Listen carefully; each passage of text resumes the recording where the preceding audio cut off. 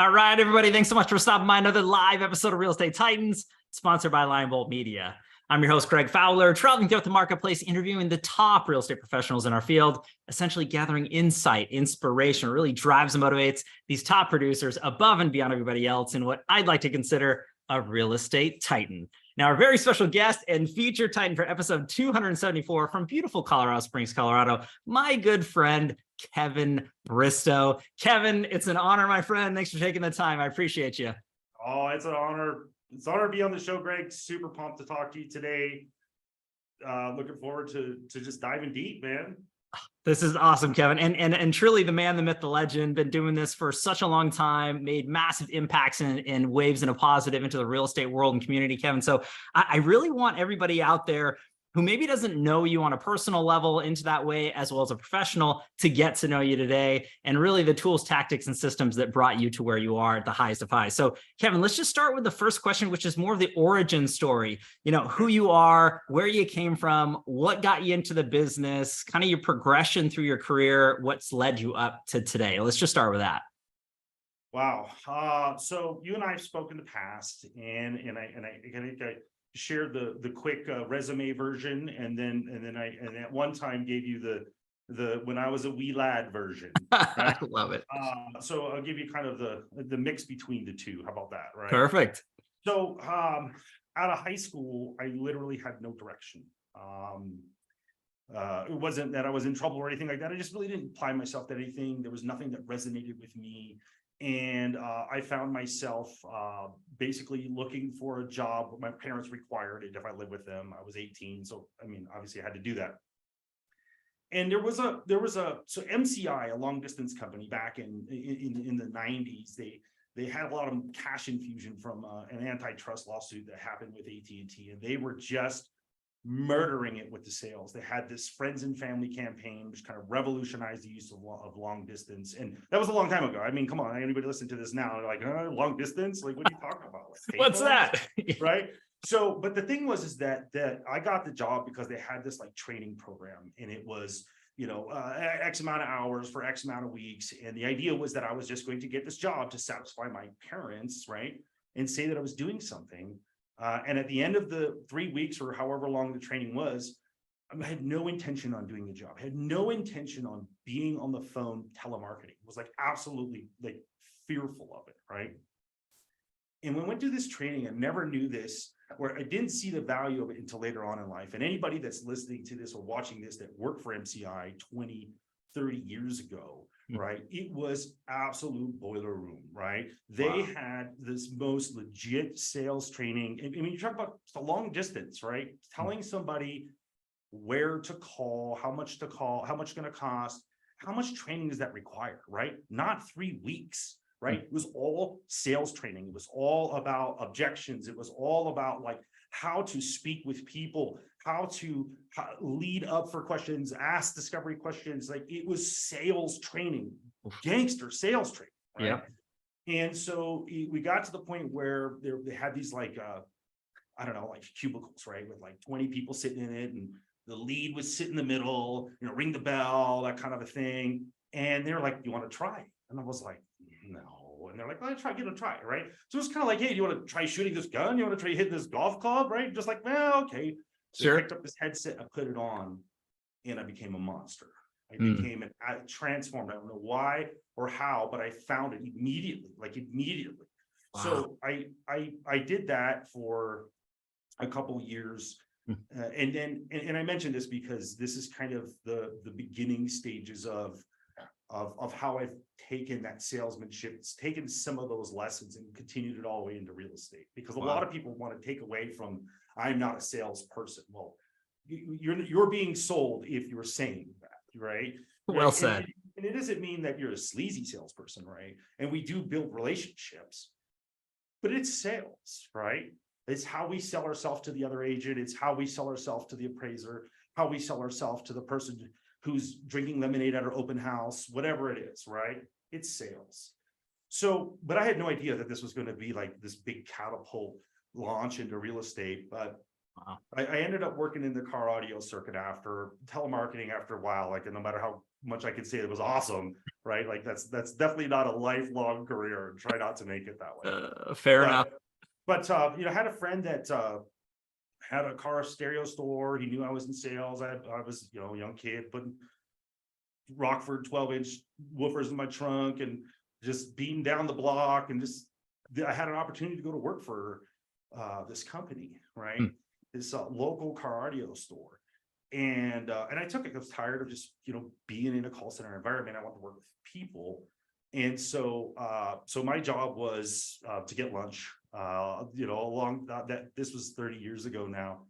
Like literature was like a big deal. You would go into a store and the takeaway was like a brochure or a pamphlet, right? Much how real estate was 30 years ago too. Sure. Right? So my job was to like make sure the literature was straight and make sure that everybody got lunch, and literally like they called me shop bitch. Like that's literally what I did. But you know, part of that was like empty boxes. Like, so if they put something new on the floor, that box has to go somewhere, so that manual in that box could always be accounted for. And what happened is the sales floor would get busy. Me, I'm out there. I can't just stand there like, oh, I get lunch, right? You know what I mean? Like that's so like immediately like, hey, can I help you or something? Oh yeah, and I have some questions. And what began something that I never realized that I had was that I had a fear in me of not knowing the answer to a question, right? So this kind of retail experience, what happened was that it continued to happen more and more. The store got busier, the salespeople were outside smoking cigarettes, whatever it is, right? And people would come up and ask me questions. And because I feared not having the answer, I would go back into these rooms when I had time off, or when I was in between tasks and duties, and I would read all the owner's manuals, right? I'd read every single thing. And the salespeople started asking me, well, how do I turn the button from green to red? And how does this work? And these sort of things. And I just kind of started just Rain Man, just nerding out on all of the details, right? So that when people had questions, I had the answers. Love that. Dustin Hoffman would be proud of you, my friend. Thank you very you know, so as you know, retail is telemarketing. I don't think you're not gonna be able to get that life experience anymore, or it will be hard to match what happened then. Sure. But what I did get was I spoke to like, I don't know, maybe like 500 people a day, right? Or maybe it was 300 people a day, but I did it for 3 years. I don't know how to even add that up, right? But I had all of those interactions, all those chances at bat. And when I went into car audio, by just kind of taking that sales part that I never knew I wanted, never knew I had, and I took it into retail, and now I had that human element, right? So I learned how to do that with people, right? Solve problems. You're pissed off, this isn't working, or you're super excited because it's working, right? Or whatever it is, right? Taking those human emotions, those real emotions, right? Not on the phone, and being able to take kind of that sales skill set, almost script, or having the right words to say, and kind of putting it all together into one skill set, right? And I didn't do it on purpose. This wasn't like this master plan of mine, right? Sure. You know, I just started kind of taking out of everything that was in front of me, but never really realized how much later it would benefit me, right? So I like to use the Karate Kid analogy for those that maybe watched that a long time ago, or there's been a handful of different versions, right? But you know, the premise is, right, it's like, why am I sanding this floor? Why am I painting the fence, right? And the answer is so that when the punches of life come, right, you know how to shuck and jive or duck down or whatever it is, come with the right or 2 times left, whatever it is, right? Right? You never realize that, right? So it's just like as you're heading through life, a lot of people have great plans. A lot of people have planning. And for those that don't, just understand that every day of experience is something that you could take for later, right? So I got tired of the car audio thing. I literally swear I have hearing damage. Wow. I had a buddy of mine I was looking for a change, and a buddy of mine opened a window tint store, right? So automotive accessories. Clearbroad just hit the scene, so 3M like paint protection, right? So that wasn't that long ago, but that was kind of the beginning. We were kind of some of the pioneers of using that material and wrapping around bumpers. Anyways, he had a shop in the middle of this Motor City area, Colorado Springs, right? That's where all the car dealerships are. Salespeople, right? And so I went to him and he said, "Oh, Kevin, I need somebody to like kind of just like be a salesperson, be a front man, work with these dealerships, get us going." And I said, "Okay." And I said, "Why me? Like this is your shop, this is your thing, right?" And he said, "Come, let me show you something." I came around the corner and there was a baseball bat. And he goes, "That's the customer service stick." Oh my gosh. So he's like, "I need somebody that's not thinking like this to be the front man." So we grew the business, and I tell you that story to tell you this. Yeah. Is that when I was growing up, I grew up across the street from a guy named John Aarons, who's no longer with us, passed away in 2008. Absolute legend, right? If there was a legend category, there would be no other man that I would think of. Wow. And still to this day, at one of the brokerages in Colorado Springs, they have a John Aarons Award. But the Aarons family, they had to. I grew up real close to them, right? And I always knew that like their father, John, right, was in real estate, but I never knew what that really meant. Sure. Right. I mean, you know, like most people look outside, like nice fancy car, you got a nice house. Okay, cool, right? Life's good, right? Yeah.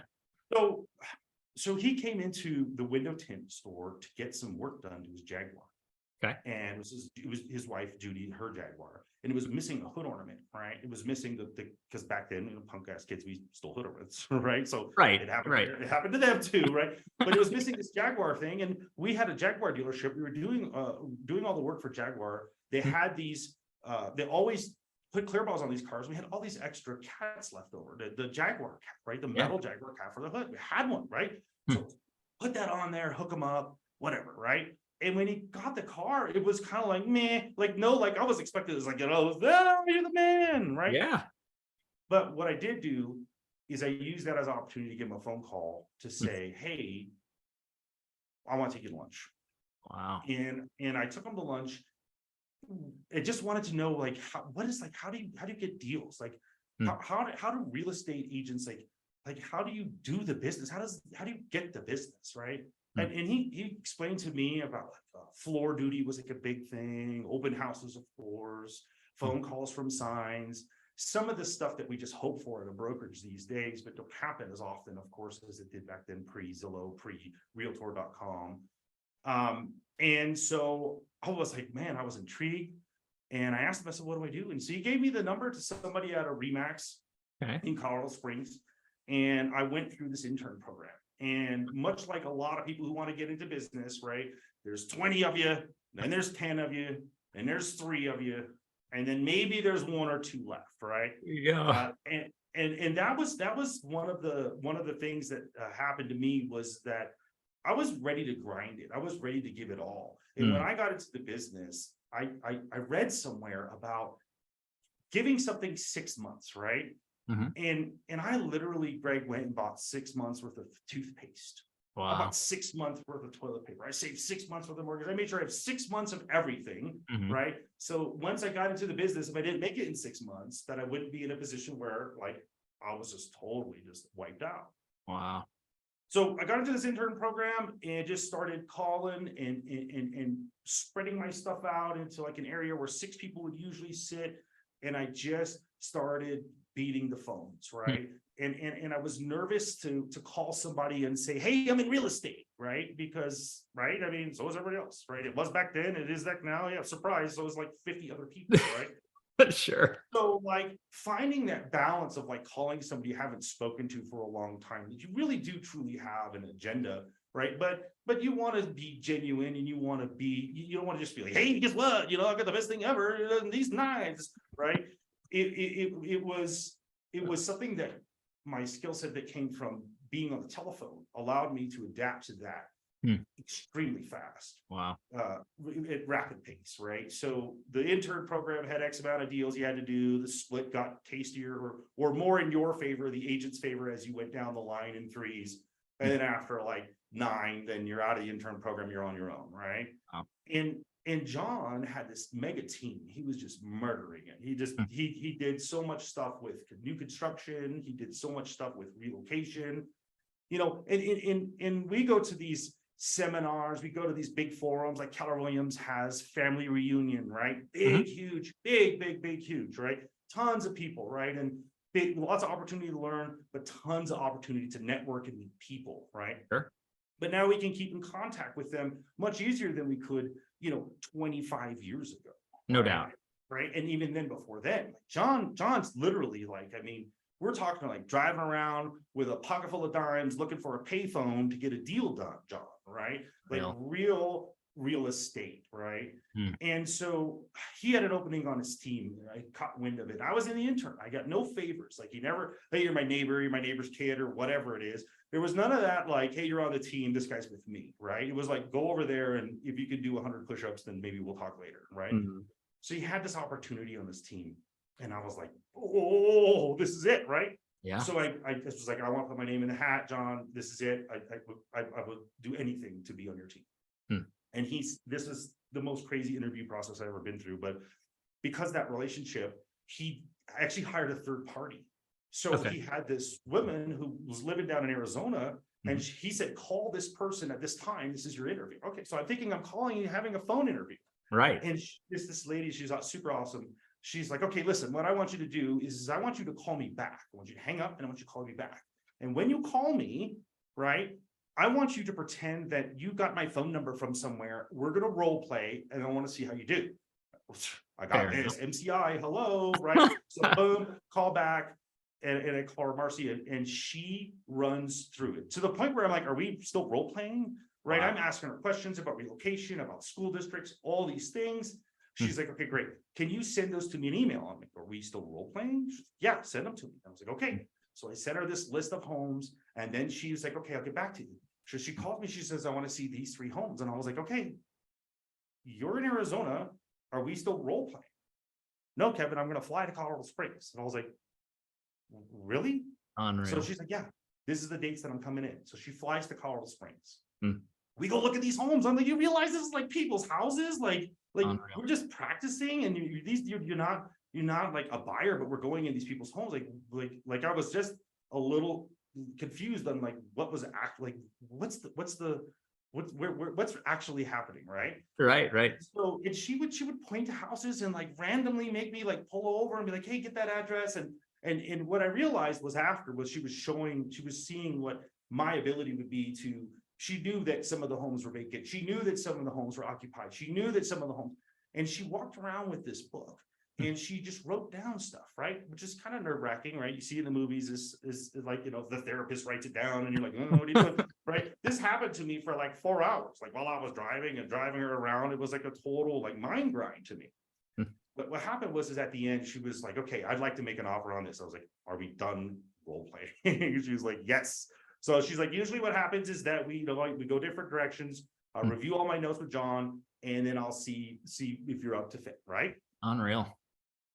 She's like, here are all the questions that I ask every agent that goes into a house with me, or what I expect them to ask a buyer, right? Do you like this kitchen, those sort of things, right? And then she flipped the page, and she was like, and here is the next series of questions I'm going to ask every single agent that you asked me that wasn't on this list. Wow. Yeah. So I had a really, I worked hard to get the job. And when John hired me, good news, you have the job. He choke fed me business, man. I'm talking, you hear the term drinking out of fire hose. That's not even close, man. Wow. And it had all of these opportunities. And he was one of the agents that networked so well with other agents at these events in the past. Hand out brochures, things like that. Keep in contact with them with phone conversations, right? Not emails, not Zooms, not bombs, phone call conversations, handwritten notes, right? Wow. So like little things like that, he kind of instilled, not necessarily like, hey, do this, but he was like, this is what I'm doing, right? Sure. So anyways, it gave me this massive opportunity, and I ran with it. What a huge leader, what a great opportunity. And then he passed away in 2008. And in Colorado Springs, our real estate market had corrected more in 2008 than it did in 2007, and some people refer to it as almost 2006, right? Wow. As far as the big correction, right? Sure. So he passed away, so did the market. And, throughout all of the experiences that we had selling real estate, I had, obviously made some connections, but I made a connection with a person that worked for a bank. And that person was a TCF bank. And that person connected me with somebody in Denver and said, do you mind if I give this person your name? And just like, in sales, like, okay, whatever, we're going to sell me life insurance, or what are you going to actually, what's this person actually calling for? Right. Right. So they called and said, hey, we have this asset management program when people foreclose. This was probably like in 2006, right? So it was before John passed away, but I had made this contact, and they're like, it's like 1 or 2 homes a year. You got to put the utilities in your name, maybe replace the carpet, that kind of stuff, right? And they hired me to do this for, it was a couple homes a year, and then the market changed. And I was sitting on this cash cow. Like everybody was scrambling to get this kind of like asset management, some kind of REO account, something along those lines. And I had one, like I just had one, right? Oh. And it came from relationship building, right? It came from all those things in the past, right? And I just found myself throughout my career with about 1,000 of those stories, right? To get to where I am now, right? And that's a huge change. So I literally decided to do something completely different in real estate. And now I'm the team leader at Keller Williams Client's Choice. Greg Luchek and I are great friends, and we're fantastic business partners, and we're looking to do something different and knock it out of the park. So Kevin, and we're going to dive into that too. I don't want to glaze over that by any means or stretch. I love the story that you've laid out for the audience, kind of really getting to know your decision-making, your processes through your life and your career. What an incredible story of an interview process. I don't, that's very intensive and that's an understatement, but I got to ask you about John, because I think that's a window into your mind and kind of where you were at that time. And I think it's good reflection for anybody out there who's tuning into this. When you were at the, Clear Bra, tint shop, kind of in that interim after car audio, and then obviously, with MCI kind of in that progression, why did you take it upon yourself to reach out to John? What was it in your mind? Obviously, besides the fact, okay, hey, they were neighbors, you saw a nice house, nice cars, seems like well put together individual. What was it about him that made you want to take him to lunch, to put the Jaguar on the hood, and kind of ask a favor for a favor sort of thing? What was rolling through your head at that time?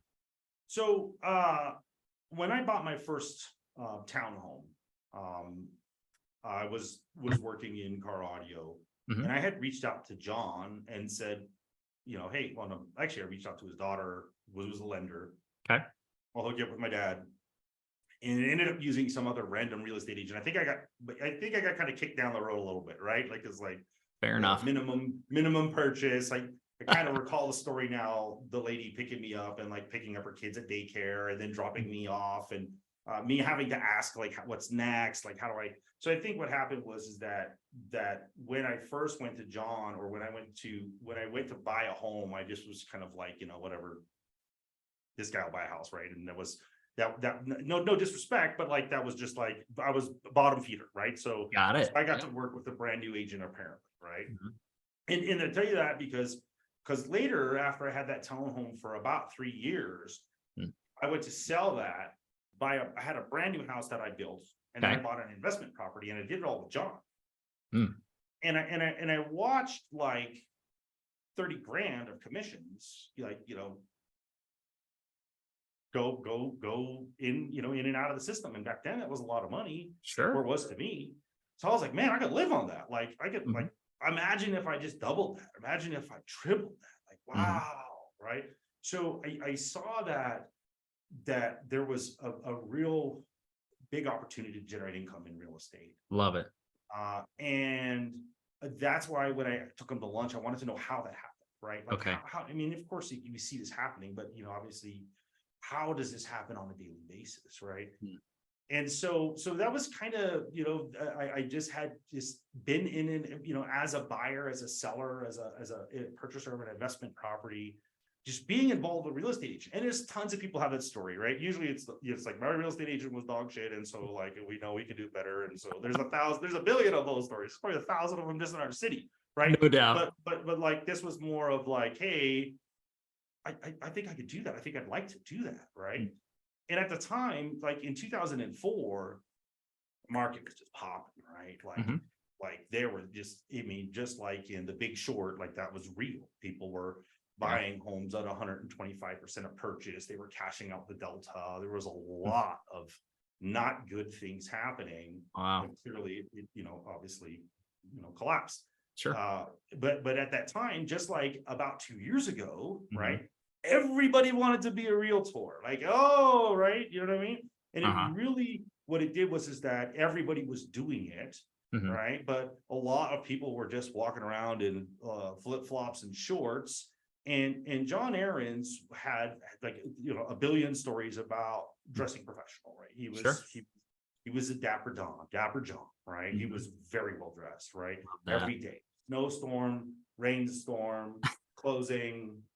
He'd probably wear a suit on the beach. I mean, I love that. The thing was that he never said, you got to dress this way. You got to be professional all the time, right? He would just always have these examples, stories of like, hey, this people took me serious because, well, I looked like I was serious. Right. So yeah. So seeing John, seeing him was really kind of like the key guy, right? Everything he did was what kind of,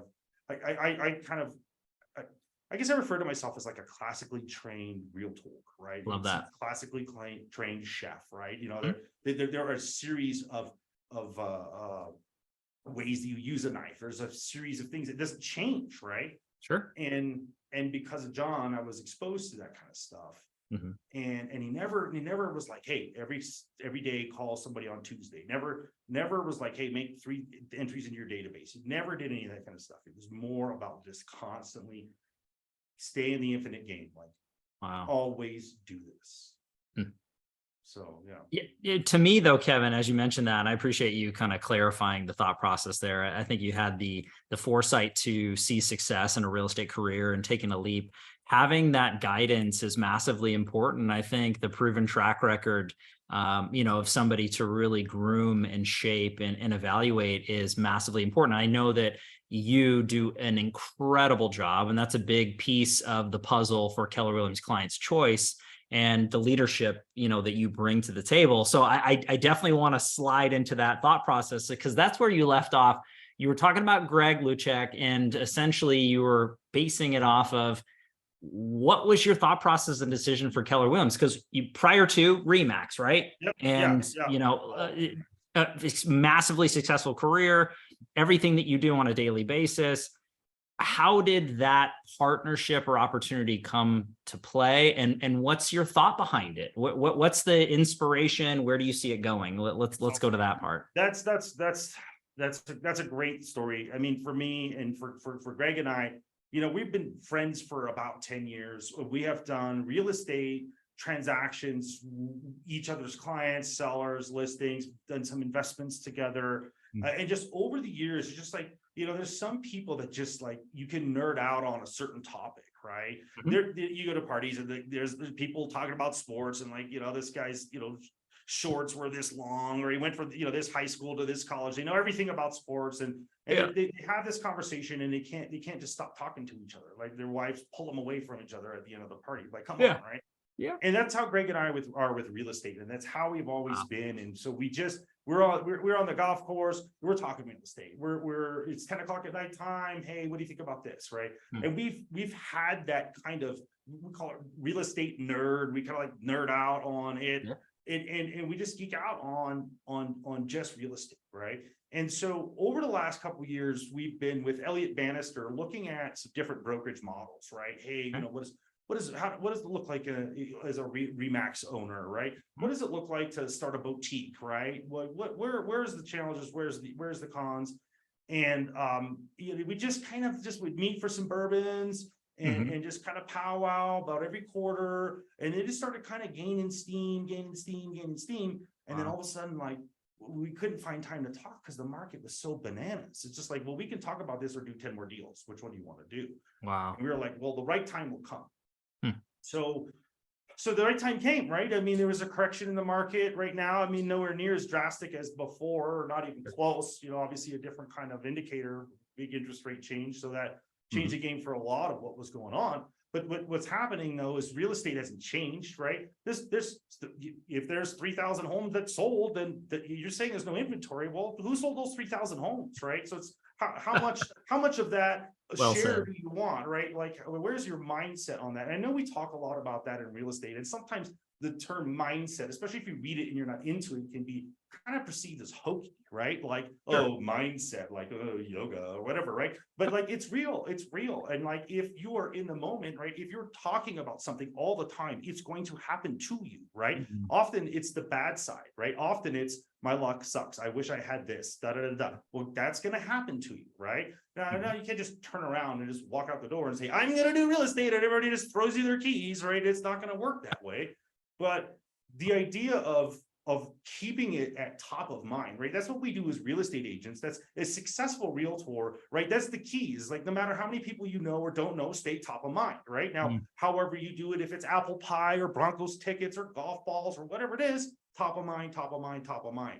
And for Greg and I and Elliot, top of mind is real estate always, right? So when we get together, people are like, can we talk about something different? Like, no, right? Just like, this is what we're talking about.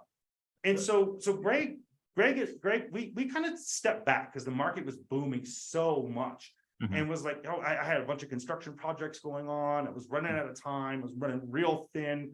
And I just told, and it was working on my personal residence that had taken almost over a year to remodel. So my wife and my son, they weren't excited. So I just told Greg, look, man, like, we have to rush this conversation. It's not the right thing. And a couple weeks later, Greg was like, dude, we got to talk about this Keller Williams Client's Choice thing. And I was like, Greg, I got to get through this stuff. I was like, I don't want to hold you back. I don't want opportunity to slip between anybody else's hands. I'm not there, right? If you need me to write a check, let me know, right? But I can't be like, I don't know. I can't commit to the time. I can't commit to the energy, right? Wow. Fair enough, right? So he gets involved and ends up being, the operating principal of Keller Williams Client's Choice, majority owner. And what a great opportunity to take an existing brokerage from the beginning of Keller Williams, right? Take that legacy of Joyce Hefner and kind of continue it on into today. And that's kind of Greg's role. So Greg had this opportunity, and I just one day called him, was like, hey man, how are things going? Oh man, you got to check it out. You got to come by the office. They're not pitching me, man. They're not pitching me. They're just like, hey, here's what we got going on, right? And I'm like, okay, well, talk to me about how this works. And if I could help you, what role would I be? And he was like, you got to do this, right? And I was like, what's a TL? Right? What's a team lead, right? Like, what are you talking about, right? Keller Williams speak. Yeah, exactly. And that's the thing. So all my time was with RE/MAX for 20 years. It was all of that. And Keller Williams was never, I was never unhappy with my brokerage, right? I was kind of making a change beginning of this year, just wanting to do more than just, sign, sealed, check, sign, sealed, check, right? I mean, don't get me wrong, I like that, right? But I was longing for more. And Greg started explaining to me why he needed, and also to Elliot was in a role where he was kind of stepped in there as an interim, along with another woman named Laura, who was fantastic and helped me out with all of the KW isms and all of the secret sauce and the acronyms. And but I did start reading this the Millionaire Real Estate Agent, right? It's their Bible, right? You see these guys. Like you see them in like most real estate books are kind of crispy, right? They're just there. These guys that have these people that have these MREAs, they're literally fanned out, like they've been opened like a million times and highlighted and dog-eared, and it's like this holy scripture, right? But there's some bars in there. There's some really, really good stuff in there, and I never read it. And I've always poo-pooed on anything other than Remax because it was just, that's my team, right? If I'm playing for the Lakers, I don't like the Nuggets, Sure. right? I And guess. so don't even need to know what they're doing. Just going to be better. So diving into this, and Greg said, Kevin, I need you in this role. I need you in this role. And I was met with a lot of kind of not necessarily negative, but because I had all of this experience, right? So I'm sitting in this table, like I got the telephone story, I got the car audio story, I got all these real estate stories, I got the bank story. Like, what else do we got? Ta-da! Yeah. You're like, what do you know about Keller Williams? It's like, red, right? You know what I mean? Like I had tried to look at some of the history and where they were at. The birth of how Gary started the business and that kind of stuff like that. But I really never knew how deep that really went. And there's some really, really, really super cool things in there and big tools that can help agents. And it's very hard to dig through it's like going to, we were using this analogy just the other day. It's like going to like 3 Vegas buffets. Like, okay, well, it's all good, right? But so what Greg and I are doing is taking back the best dishes off of those buffets, right? Here's the buffalo shrimp. You gotta have the buffalo shrimp. Don't eat the turkey. Don't you dare pay for that, right? So it's cool because we have this usually in these models, right? Usually this operating principle and team leader, this kind of leadership structure, it's not necessarily common that those people are in production, right? Right. Usually they have other businesses, either they're coaches or they're doing other things to generate income with real estate, or maybe they have a team, but they're not in the streets like Greg and I, right? And it doesn't mean that what we do is better, it's just different, right? And as this market changes, as it is more difficult for agents to make connections, to take a buyer that you have to hang out with for 6 months before they buy, to cultivate relationships, to do all the old school stuff, to make sure that you're calling somebody at 5 o'clock instead of 6 o'clock, right? All of that kind of Karate Kid old school stuff now is more important than ever, right? The handwritten notes. Nobody's giving handwritten notes, right? Right. Okay, you should say nobody. Few people are, right? And I know you can't write a handwritten note to everyone in your sphere every single day, right? But like a handwritten note, I can't. It's so old school. Like, yeah, is that your secret to your success, Kev? A handwritten note? Like, well, kinda, right? It's taking old school methods, incorporating technology, right? Because now we don't have to fax something to somebody, be like, oh, here's a picture of my puppy, right? It's we have a lot easier ways to stay in touch.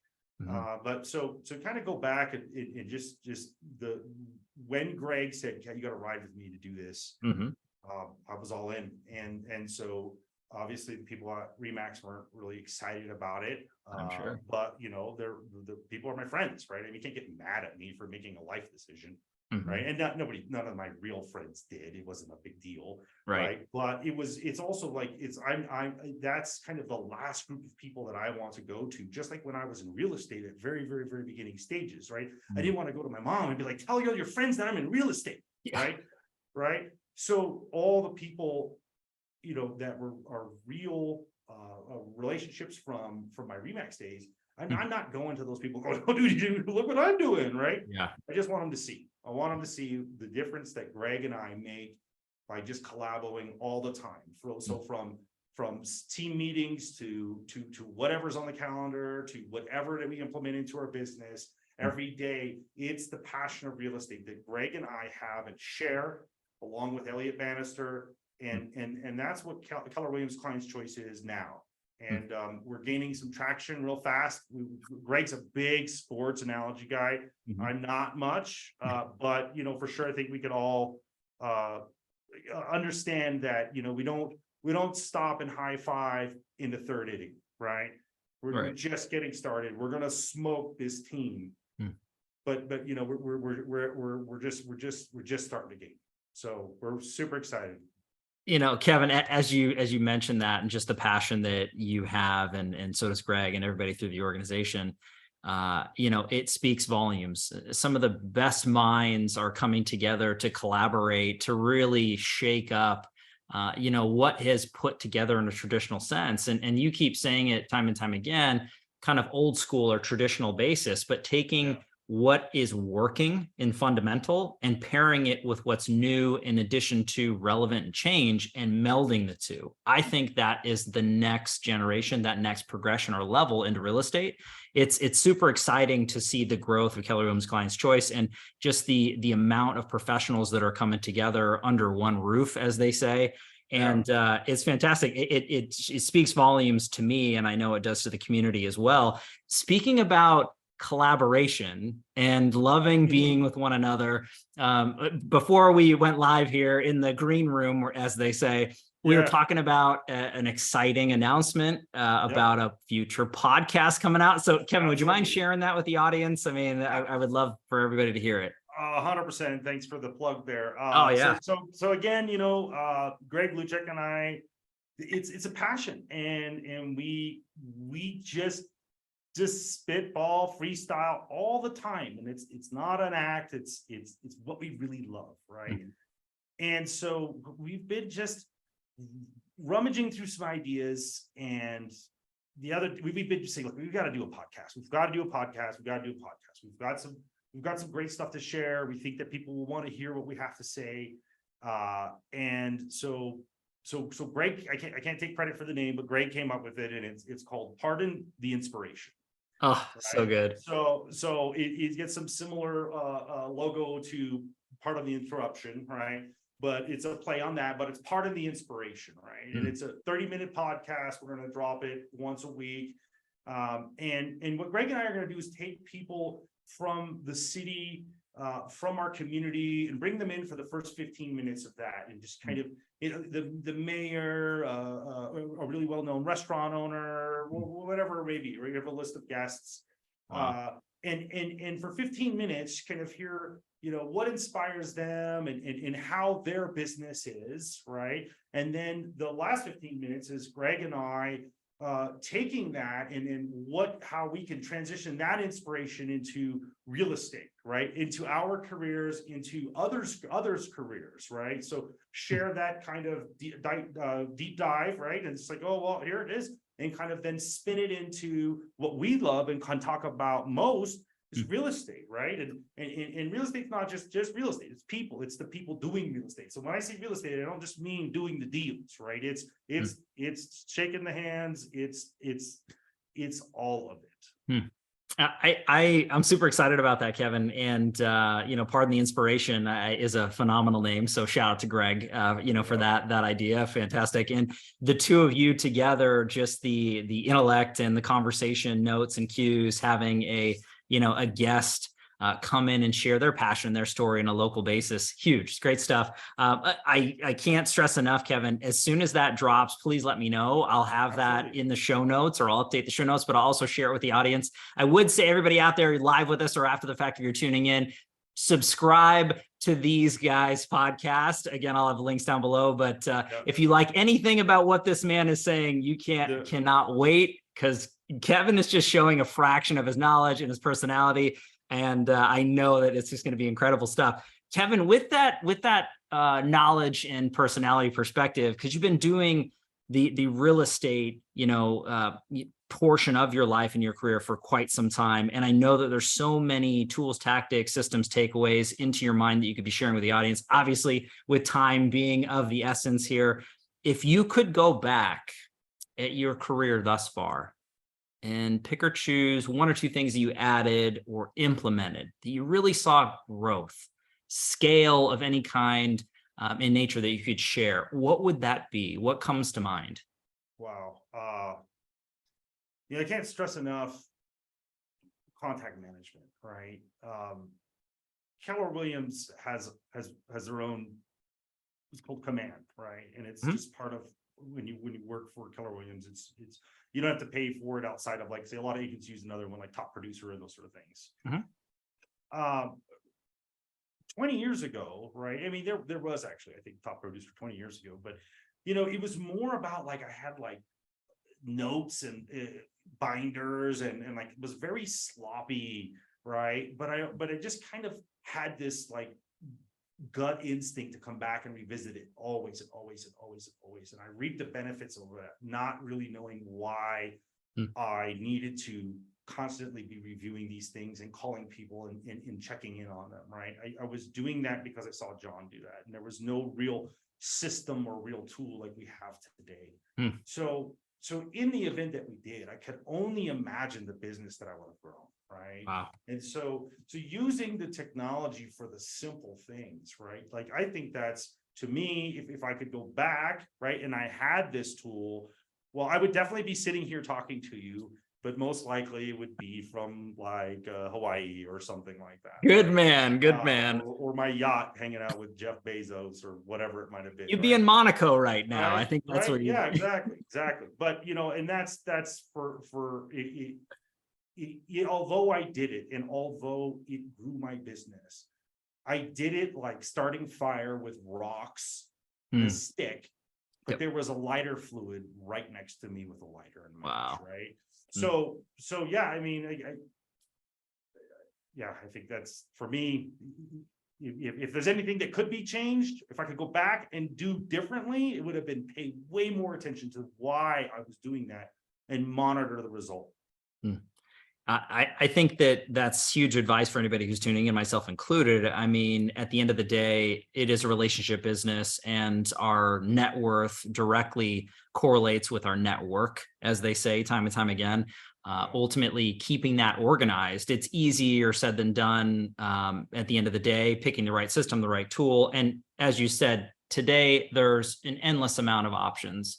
20 some odd years ago, it wasn't as readily available into that nature. But I think ultimately using technology and tools that are going to help organize, systematize, and free up time and allow you to execute at a high level, to me, is the big takeaway. And for whatever that is for anybody who's tuning in, and everybody's at different levels in their career and their time frame, the different goals. But that's massive coming from you, Kevin, because again, you've been there, done that, bought the t-shirt. It is always that, if we're throwing movie analogies around here, it's the Back to the Future sort of scenario. If you could hop in a DeLorean and do that, what would you say to your younger self, right? And I think that comes from massive levels of perspective, and you practicing what you preach. And then also sharing that with the next generation of real estate professionals that are coming in, but also the seasoned pros that are still here, because to that point, and this is the majority of the audience that tunes into Titans, they're seasoned pros that have been there, done that. And they're always learning. They're always growing from the best and brightest minds, such as yourself. Hey, even though I've hit the pinnacle in my market and my career, what can I learn from another top producer such as Kevin? Absolutely. I'm tuning in. So that to me is massive, Kevin. I know that with what you bring to the table at Keller Williams Client's Choice, there's so much knowledge and basis to be learned and to grow, no matter what level of career path you're on, whether you're brand new into the business or you are a seasoned pro. There's so much of that leadership and guidance that you give across. Is there anything that comes to mind before we wrap this up, Kevin? You've been dropping bombs, nuggets. You sharing the story is fantastic. And again, when you're talking about car audio, I just think about, JL audio subwoofers, and you just bring so many of us back who are into the car culture. So I know that the audience is really loving your story and progression, and you've come so far into your life. But is there something you want to leave us with? Anything that comes to mind before we wrap this whole thing up? Wow. We obviously all went through a real hard time in the last couple of years with COVID. We've had some great things that came about from that. Zoom is seamless, right? And perhaps it was before, but never anybody heard of it, or used it as often as we do today. But one of the things that was for sure that was taken away from us, and there's no doubt about this, whether you agree with masks or vaccinations or whatever your perspective is, right? Sure. The human element was taken away, right? This in real life was taken away. And now that we have it back, we're seeing people who are just longing for what they would call water cooler talk, right? They're longing to have face-to-face relationships with other agents that are doing the same thing. And now we're fortunate enough to gather in rooms again and big. And I went to this family reunion thing, and I swear it was probably 10,000 people in this one conference room at one time. Love it. Spoke. But there's a huge energy that comes from that. So You know, don't downplay that, right? Don't make a phone call. There's a guy in our office, Dan Egan, he just absolutely just murders it, and he hangs out at a coffee shop all day long, right? Love that. Don't downplay the human element, right? If you can let somebody hear your voice vibrate, right, in person, take that opportunity to do it. They will remember that more than anything. So, you know, pop buys and those sort of things, got to be strategic about that stuff, right? I mean, it's about timing, but if you do it with sincerity, right, and you really are truly checking on somebody, or you're really truly saying, hey, let's have some coffee, not like, what's the 6 people you know that might be buying a house in the next 5 years, right? There's some scripts that you might need to follow for later on in life, but like, take that time to enjoy that. Let the human element resonate. That alone will bring you more business. Wow. That's beautiful, Kevin. And you're so right. I mean, looking at it from the standpoint, to the perspective, it is a people business, and the human condition is alive and well. And I think that people try to systematize and leverage a little bit too much sometimes. And ultimately, a face-to-face, belly-to-belly meeting, being present and showing that you care and that you're there to listen and to advise is so important. And, you know, in my perspective, coming from a technical nerd or not, there's no AI or technology that's replacing that. It's relationships at the end of the day. So I think using the technology and systems to accelerate activities or tasks that aren't the human condition. But ultimately, what you said hit it right on the head, Kevin. And again, I know that you and I could nerd out with one another all day long. And anytime I get to hang out with you, Kevin, is a blessing and an honor, my friend. I want to leave it here with, what's the best way if somebody really connected with you, they love your story, they want to know more, they want to understand opportunities to learn with you, to work with you, align. What's the best way for the audience to get a hold of you directly, Kevin? So for me, it feels like I should take like a chalk on a chalkboard and put this up, because you know, for anybody that knows me, that social media is just within the last year of my life. So Sure. so of course I could preach this human element thing because that's all I have, right? All good. So I don't have a follow me at this or check me out on here. But if you are interested in getting to know me, getting to know our vision at Keller Williams Client's Choice, or learning more about the Pardon the Inspiration podcast that we're having, you can reach out to me at my personal email address. And it's my name. It's Kevin, Kevin, at kevinbristow.com. KevinBristow.com. Kevin at kevinbristow.com. I love it, Kevin. And we're going to put that in the show notes. Everybody reach out to this man, learn from him. You will not regret it. Kevin, I can't thank you enough for taking the time, my friend. It was an absolute honor and a pleasure. I do have to dub in, you are an official real estate titan. That is a badge of honor that you wear for life, my friend. No one can take it away. There is no trophies or plaques, however, but it is in your heart, Kevin. So that is yours, my friend. Thank you very much. I appreciate it. It's been an honor. This is awesome. And everybody, thank you as well, as always, for your time and attention, love and support. If you like here at Doing with Real Estate Titans, don't forget to like and subscribe everywhere. You do know what to do at this point. I have to give our sponsor a quick shout out, Lion Bolt Media. If you are a real estate professional looking to grow and accelerate and scale your real estate business utilizing leading edge digital marketing, visit lionboltmedia.com for more information. Now, we're live here on Real Estate Titans every Tuesday afternoon, a different Titan, a different location. We'll catch everybody in the next live episode of Real Estate Titans. Take care. Thanks, Kevin. Have a good one. Thanks, Greg.